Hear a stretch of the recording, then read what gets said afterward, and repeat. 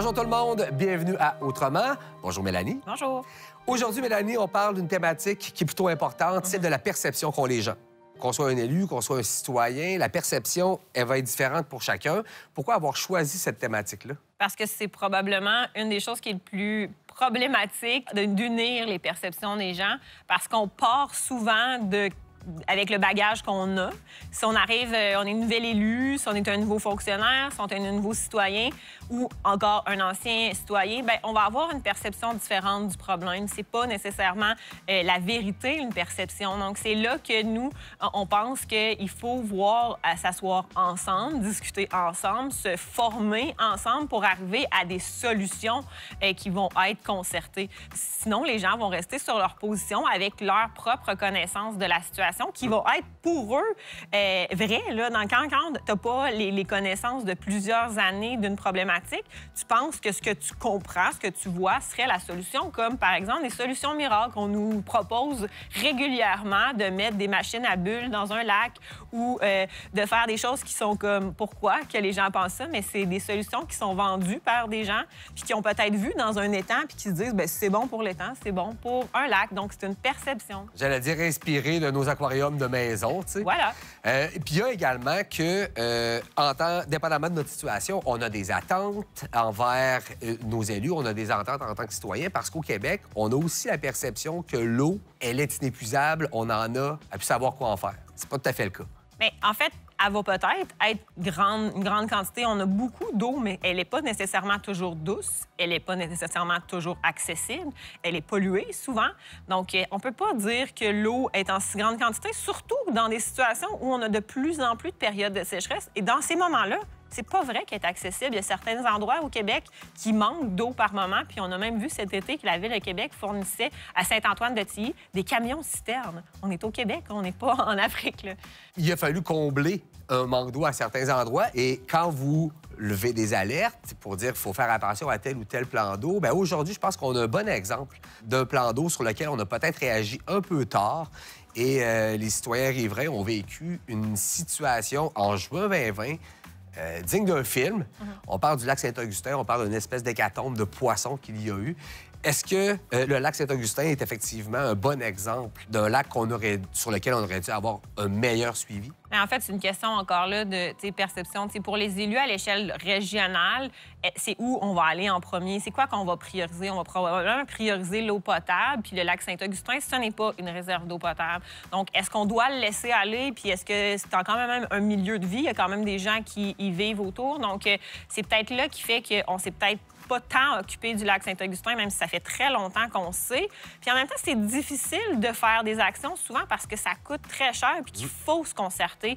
On va voir dans le cas du lac Saint-Augustin que les gens ils savent, ils connaissent les problèmes, mais peut-être qu'on a besoin d'objectifs communs pour y arriver et de se donner un délai, des échéanciers et des budgets. Et c'est là le défi, là. Justement, on est allé faire un échantillonnage des perceptions sur le terrain en allant à la rencontre de différentes personnes, des citoyens, des responsables d'OBV, des élus. C'est ce qu'on vous présente, le résultat de cet échantillonnage.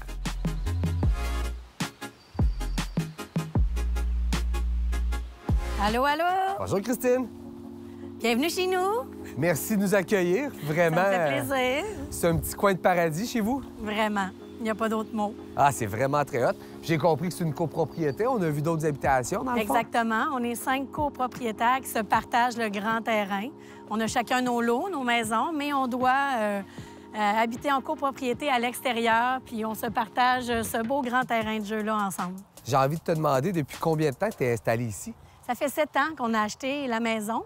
Évidemment, on l'a rénovée, mais c'était la maison familiale. Donc, ça fait maintenant 20 ans que je côtoie la rive du lac et que je pratique les activités et que j'utilise le terrain ici.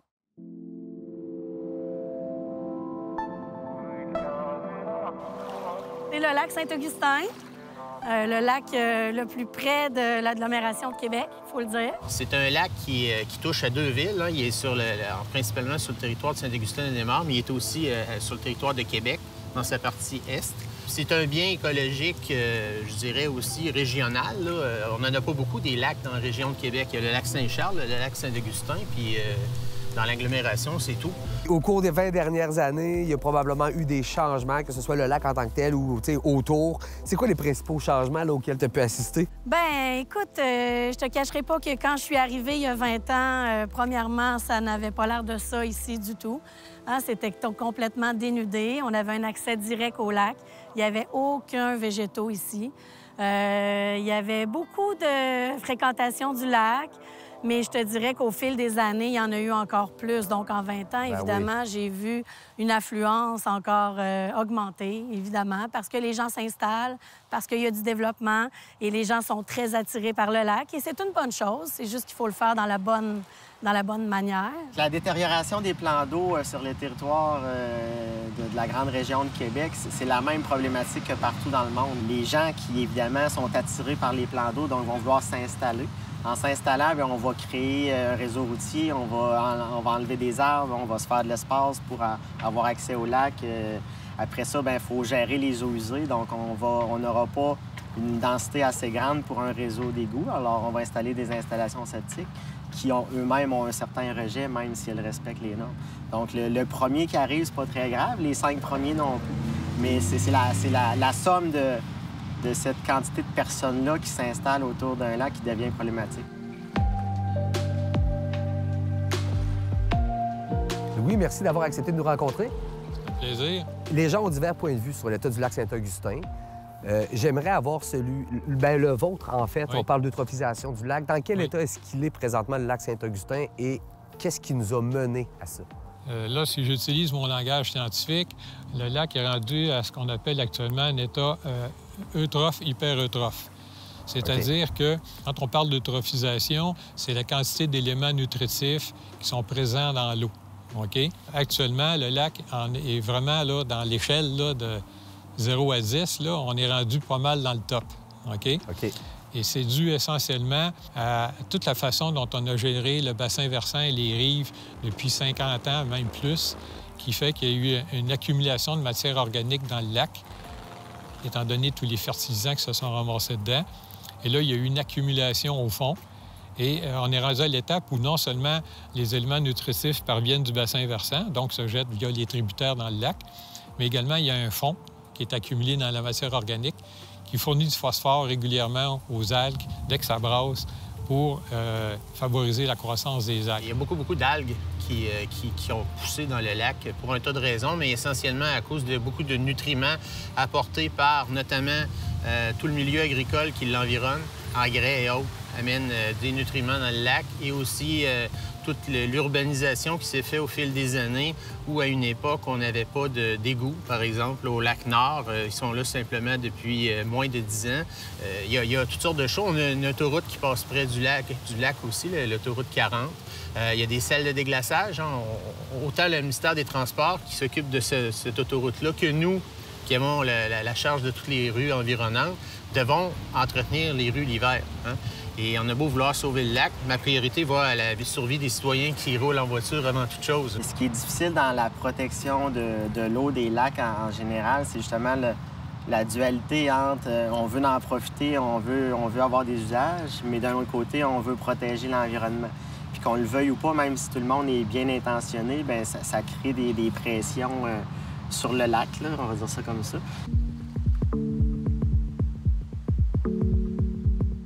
Cet environnement dont on parle, c'est notre milieu de vie. Donc, on est toutes et tous concernés et il y a différents échelons, c'est-à-dire qu'on a des décideurs, on a les gens qui font de l'aménagement et puis on a des habitants ou des producteurs. Et tout ça, ça doit être un projet collectif, c'est-à-dire qu'on doit pouvoir décider ensemble de la façon dont on procède pour habiter ce territoire, pour produire sur ce territoire, pour le protéger. On a besoin de discuter ensemble. Finalement, ce mot concertation, c'est juste se dire ça. C'est juste se dire, il faut qu'on se parle pour savoir comment on fait et comment est-ce qu'on s'harmonise. Donc c'est important parce que sans ça, si on fait tous des choses individuellement, c'est potentiellement ce qu'on a fait pendant plusieurs années, puis on a vu que ça n'a pas marché, on a pollué, on a abîmé, on a aussi protégé, mais pas de façon si cohérente que ça. Donc c'est ça qu'on cherche. Bon, c'est sûr qu'on assiste à un phénomène qu'on appelle l'eutrophisation. Oui. C'est le vieillissement prématuré des plans d'eau. Des éclosions, des floraisons d'algues bleu-vert. Avant, j'en avais pas vu, mais depuis 10 ans, j'en vois apparaître, surtout dans des épisodes qui fait très chaud. C'est inquiétant.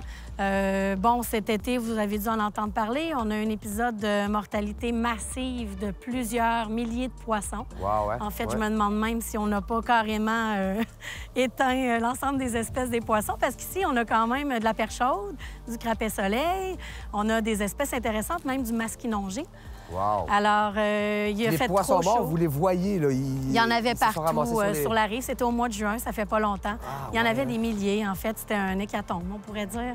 C'était triste, mais en même temps, on sait que le lac, il est peu profond. Il y a 3 à 6 mètres de profondeur. Il est assez stagnant, il vieillit prématurément. En fait, malheureusement, il n'y a rien pour lui. Avec 4 jours de canicule intense, les poissons n'ont pas survécu. Donc ça, c'est un épisode qui nous a tous frappés en tant que riverains. L'eau a réchauffé très rapidement. Quand elle est très chaude, elle perd de l'oxygène et il n'y avait pas de brossage par le vent. Donc, il n'y avait pas d'oxygène de l'air qui se mélangeait avec de l'eau. Donc, on puisait dans les réserves du lac, si vous voulez. Le poisson a dû compétitionner pour l'oxygène avec les algues. Et comme les algues sont pas mal plus nombreuses, bien, c'est les algues qui ont pas mal tout ramassé. Et à un moment donné, le poisson a étouffé. C'est maintenant que ça se passe. C'est même plus de la projection. C'est aussi ça qu'il faut, je pense, limiter les discours où on dit dans 10 ans, dans 20 ans. Il y a certains endroits où c'est aujourd'hui, on y est déjà. Est-ce que tu as l'impression là, que la compréhension des gens, des riverains là, qui vivent autour du lac par rapport à l'eutrophisation, est-ce qu'on comprend ce qui se passe? Est-ce que les gens savent de quoi le lac est victime? Bien, je pense que la sensibilisation est encore importante. Il faut en parler plus, mais malheureusement, des épisodes comme cet été, il a fallu ça pour éveiller certaines consciences. Ah ouais, hein? OK. Bien oui, évidemment. Moi, j'en ai entendu plus parler. Les voisins sont venus me voir. Ils m'ont dit toi, qu'est-ce que tu fais pour le lac? Parce que moi, j'aimerais ça ne pas revivre ça. Je vois oui. que tu as mis des végétaux. À quoi ça sert? On s'est plus parlé entre nous. J'ai l'impression que ça a éveillé des consciences. On a tendance à dire qu'il faut sensibiliser. Je suis d'accord avec ça. Il faut toujours informer, sensibiliser, vulgariser, évidemment, parce que quand on parle, par exemple, de la gestion de l'eau, c'est très compliqué, c'est très technique. Le fonctionnement d'un lac, c'est très compliqué à comprendre. Bon, même moi, je suis pas sûre de tout comprendre, en fait. Je suis pas spécialiste de ça. Donc, OK, il faut vulgariser, mais à un moment donné, il faut aller au-delà de ça. C'est là où il faut se mettre autour de la table pour regarder à petite échelle, localement, ce qui est en train de se passer. Et c'est comme ça aussi que les gens s'informent. C'est souvent autour des tables de concertation que se fait la vraie sensibilisation, où là, tout d'un coup, moi, mettons, je suis une habitante, j'ai la responsabilité de devoir prendre une décision avec plein d'autres gens.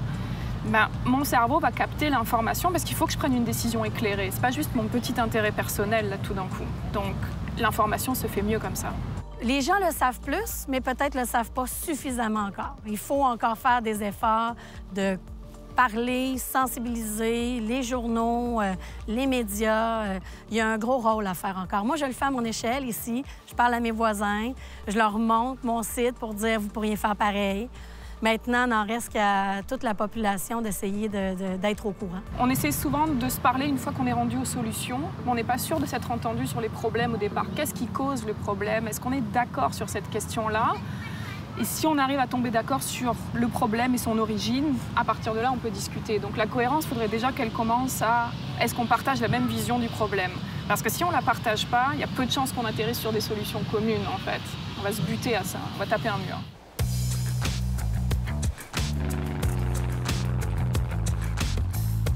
Au cours des dernières années, on l'a dit, là, peut-être Oui. que les 50 dernières années, les usages qu'on a fait ou la façon dont on s'en est servi du lac ont fait en sorte qu'aujourd'hui, on est dans cette situation-là. Parlez-moi peut-être de nouvelles réglementations qu'on a mises en place justement pour essayer de renverser peut-être la tendance. C'est un ensemble d'actions. D'une part, empêcher des nouveaux contaminants d'arriver au lac. Donc, la première chose à faire, c'est d'essayer, par exemple, de ne pas utiliser des fertilisants à proximité de l'eau. OK? Puis il y a déjà un règlement qui existe au niveau de l'agglomération qui interdit d'utiliser des fertilisants à base de phosphore dans un rayon de moins de 250 mètres de l'eau. Mais moi, j'ai été témoin d'actions quand même majeures à laquelle j'étais très satisfaite qu'ils puissent avoir une finalité à tout ça, notamment les fosses septiques. Les fosses septiques, c'est un enjeu majeur sur le bord des plans d'eau. Ici, la belle nouvelle, c'est que maintenant, toutes les maisons sont raccordées au système d'aqueduc de la ville. C'est une mesure majeure qui a été prise et ça va donner un petit répit au lac, évidemment. Ensuite, on a aussi aménagé, ils ont aménagé des bassins de rétention, surtout sur la rive sud, pour retenir un peu les sels de déglaçage et pour décanter l'eau pour qu'elle puisse un peu se filtrer et ruisseler avant d'arriver dans le lac. Il faudrait voir un peu l'efficacité de ces bassins de rétention-là, mais c'est une très bonne idée parce qu'en même temps, ça a le double vocation aussi. C'est favorable pour les canards, la sauvagine, les oiseaux, donc ils fréquentent ce milieu-là. Puis réduire le débit de l'eau aussi qui est renvoyé directement dans le lac sans être traité. Absolument. Donc, c'est un peu une mesure naturelle. Ensuite, une fois que vous avez essayé de limiter l'utilisation des éléments nutritifs, il y en a toujours quand même qui vont s'en aller vers le lac. Alors, vous essayez d'empêcher les éléments nutritifs de se rendre au lac. Vous faites de la prévention, style, en passant des règlements pour que les citoyens, sur leur terrain, gardent de la végétation ou gardent une bande de végétation sur le bord de la rive, qui agit un peu comme une dernière frontière, là, un dernier tamis avant d'arriver au lac pour ramasser le phosphore là, qui s'en vient avec l'eau, afin que ce soit juste l'eau qui se rende au lac et non pas ce qu'elle transporte. La végétalisation, elle est très fortement encouragée. Et le conseil de bassin, c'est son cheval de bataille principalement parce qu'il sait que ça peut réduire grandement la pression sur le lac. Donc, tout comme moi, il y en a qui embarquent dans des projets pilotes d'aménager la bande riveraine de 5 à 10 mètres. Il y a de l'aide financière qui est prévue aussi pour ça. Donc, quand les programmes sont disponibles, on les prend.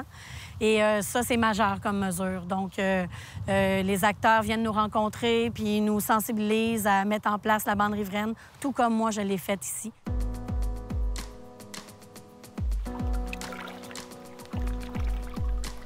C'est le travail de qui qu'est-ce qui est à faire, puis qui doit payer surtout pour faire en sorte qu'un jour le lac Saint-Augustin redevienne viable? La grande question, évidemment, les riverains ont un rôle à jouer, on n'arrête pas d'en parler, mais ça ne peut pas être seulement sur leurs épaules. Alors, c'est sûr qu'on doit travailler avec tous les acteurs locaux du bassin versant du lac Saint-Augustin. Une grosse partie de notre travail au conseil de bassin, c'est de rencontrer les gens un par un pour leur expliquer, les former, les coacher, les encourager, répondre aux questions et, à un moment donné, peut-être leur donner des outils pour aller plus loin quand on peut le faire. Tout le monde doit faire un effort. Oui, on dit la volonté politique, les maires. D'ailleurs, le maire est notre voisin à côté ici. Donc, quand c'est possible pour moi, j'ai toujours l'intention d'aller piquer une petite jasette. Il est vraiment juste à côté.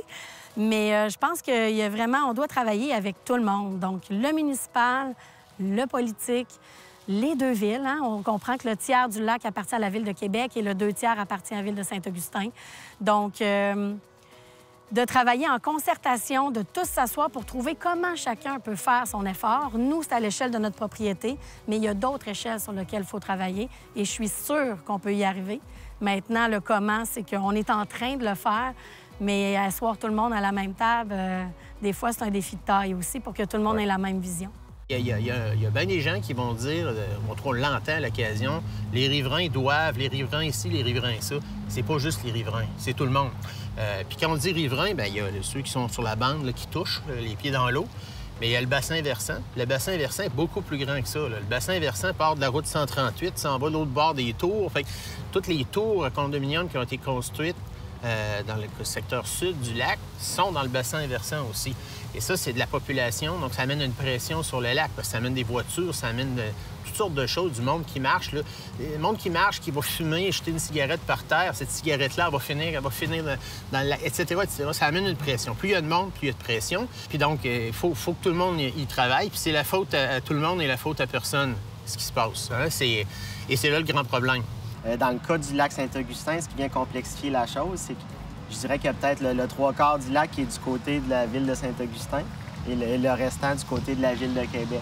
On dirait qu'au Québec, tout le monde en général, on est des experts pour dire que c'est toujours l'autre qui doit payer.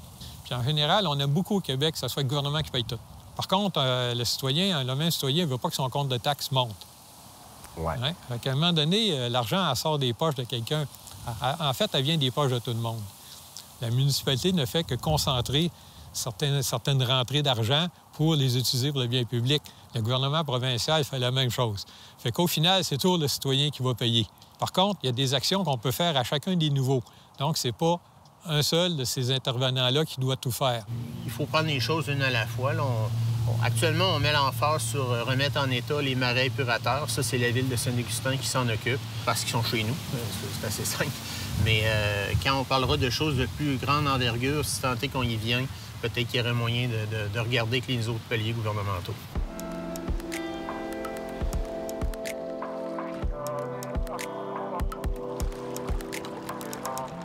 J'aimerais savoir, selon vous, pourquoi c'est difficile de mobiliser les acteurs?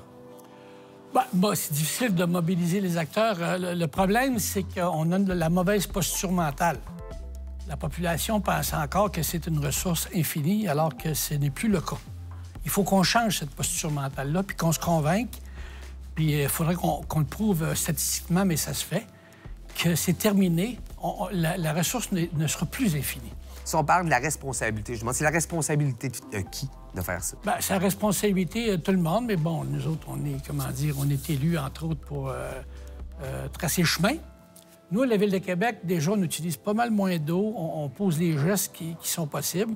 Mais là, on était à la veille d'aller voir les citoyens et les citoyennes puis leur dire, bon, maintenant, excusez-moi, ça a l'air de rien, mais ça va vous coûter plus cher si on atteint notre limite en consommation d'eau.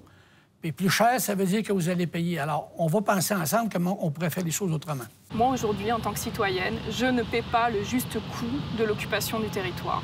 Et c'est pas normal, en fait. Et c'est là où on a tous et toutes une responsabilité. J'ai pas envie de payer plus de taxes, j'ai pas envie de payer plus d'impôts. Mais la réalité, c'est que je coûte cher à l'environnement. C'est moi qui coûte cher à l'environnement. Alors, est-ce qu'on veut continuer comme ça? Là, c'est une question de société et à la fois une question individuelle où on doit tous se poser cette question. Et il y a une phrase que j'aime bien qui dit « Il faut savoir habiter le territoire en fonction de ses besoins et de ses moyens ». Et c'est pas ce qu'on fait aujourd'hui, clairement pas. Il y a beaucoup de plans d'eau. On s'adresse à certains, on nous dit c'est la responsabilité du provincial. D'autres vont nous dire le fédéral aurait son mot à dire aussi. D'autres, c'est municipal, les citoyens. Bref, toute cette amalgame-là doit travailler en concertation. Est-ce que c'est possible de réunir tous ces acteurs-là ensemble? Mon analyse à moi, c'est quand tout le monde va découvrir la vulnérabilité des sources d'eau au Québec, on va faire un mot d'ici. Ça va être assez dramatique de constater le danger pour les sources d'eau au Québec, le danger pour l'accès à l'eau potable. Rendu là, il va falloir qu'on se parle. Puis, excusez-moi, il va falloir investir de l'argent. Ça, c'est le pire. Il va falloir investir beaucoup d'argent. Puis là, il va falloir que tout le monde s'entende de la même affaire, parce que si les 3 niveaux de gouvernement ne s'entendent pas, puis j'inclus le municipal, ça ne marchera pas. Mes premiers gestes, c'est d'appeler la bête par son nom, puis y faire face, puis se dire qu'elle existe, puis qu'on a un méchant problème.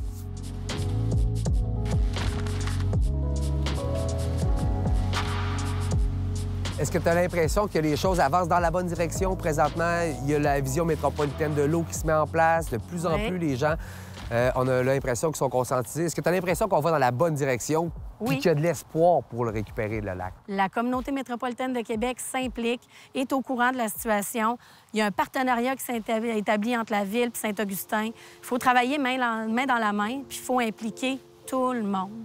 Alors moi, je suis confiante pour la suite des choses et j'ose croire que dans 20 ans, je serai encore ici. Puis je pourrais dire que mes enfants, peut-être, qui vont être capables de sauter au bout du quai puis d'en profiter pleinement. Se baigner dans le lac, là, je pense que c'est quelque chose que j'aimerais beaucoup, qu'on arrive à redonner aux gens là, dans un horizon le moins loin possible, mais pour être réaliste, ça se fera pas demain matin. Donc, Mélanie, avec ce qu'on vient de voir, j'ai envie de te poser une question que je ne suis sûrement pas le seul à te poser, mais est-ce qu'il est trop tard? C'est une question qui est vraiment souvent posée sur est-ce qu'il est trop tard d'agir pour les lacs? Non, il n'est pas trop tard, mais c'est sûr que ça va être vraiment plus difficile dans le cas du lac Saint-Augustin parce qu'il y a de l'accumulation dans le fond des sédiments. Là, on l'a vu, on l'a entendu. Il n'y a pas juste ce qui arrive au lac qu'il faut couper. Là. Si on avait à couper tous les apports au lac, bien, il y aurait encore des apports qui sont accumulés dans les sédiments du lac. Donc, c'est là que le défi pour le lac Saint-Augustin, c'est de voir comment on pourrait s'en sortir pour améliorer la situation. Comme M. Labaume le dit actuellement, la posture mentale est peut-être pas encore au bon niveau. Là. On a encore l'impression au Québec que notre eau n'est pas menacée puis qu'on en a beaucoup. Mais on se fait encore dire à certains moments qu'il est trop tard pour un lac, donc on peut-tu passer un autre appel? Mais moi, dans ma tête, je me dis ça se peut pas de penser ça parce que on va comme devoir s'en occuper. C'est un milieu naturel. Il y a des gens qui vivent. Donc, oui, il faut agir. Puis pourquoi qu'on n'agit pas souvent au Québec? C'est qu'on pense qu'on en a beaucoup puis qu'il n'y a pas d'objectif clair. Le gouvernement n'a peut-être pas suffisamment de pression pour faire qu'on dise, bien oui, il faut améliorer la qualité de l'eau. Puis il va y avoir des punitions si vous ne le faites pas ou il va y avoir de l'encouragement si vous le faites. Dans le cas du lac Saint-Augustin, du fait que c'est pas une réserve d'eau potable, bien, il faut quand même se mettre des objectifs parce que des citoyens qui veulent aller mettre leurs pieds dans l'eau, qui veulent pouvoir pêcher, ils veulent pouvoir y vivre adéquatement, ils veulent pas avoir d'odeur parce que les cyanobactéries, ça peut venir avoir des odeurs nauséabondes. On veut pas ça, donc on doit se donner à court terme, à moyen terme puis à long terme des objectifs d'amélioration, puis on va y arriver. Parce qu'il y en a d'autres lacs au Québec qui, somme toute, sont menacés. Mais, chose certaine, en plus des mauvaises habitudes qu'on peut avoir, dorénavant, il y a également l'enjeu des changements climatiques qui va être un élément à considérer, qui vient nous mettre encore une fois des bâtons dans les roues. Puis ça, on va le découvrir plus particulièrement la semaine prochaine parce que ce sera la thématique de l'émission. Effectivement. Merci, Mélanie. Merci à toi.